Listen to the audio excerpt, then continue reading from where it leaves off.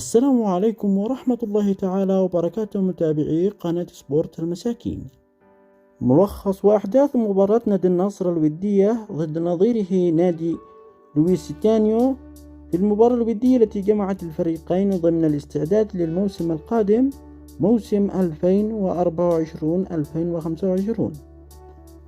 قبل أن نبدأ في ملخص المباراة، نتمنى منك عزيزي المشاهد الاشتراك في القناة ودعمنا بإعجاب الفيديو لكي نستمر بنشر المزيد.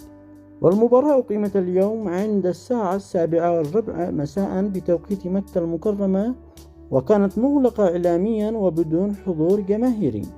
وهذه المباراة سادس مباريات نادي النصر الودية والأخيرة في معسكره في البرتغال، حيث دخل نادي النصر بتشكيله في حراسة المرمى راغد النجار ونواف بوشير ومحمد الفتيل وعواد أمان وماجد قشيش ومختار علي وعلي الحسن وعبد المجيد الصليهم وعبد العزيز العليوة وعبد الرحمن غريب ومحمد مران.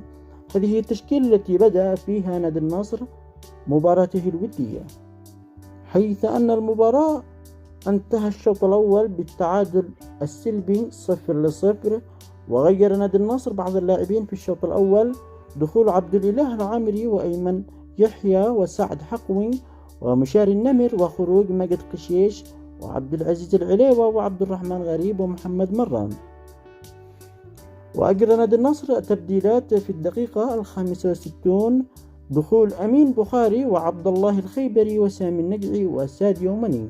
واللاعبين الذين خرجوا راغد النجار ومختار علي وعلي الحسن وعبد المجيد الصليهم. وما زالت النتيجة بالتعادل السلبي 0-0. وعند الدقيقة 80 دخول أندرسون تاليسكا وخروج عواد أمان، لتنتهي أحداث مباريات نادي النصر الودية بالتعادل السلبي 0-0.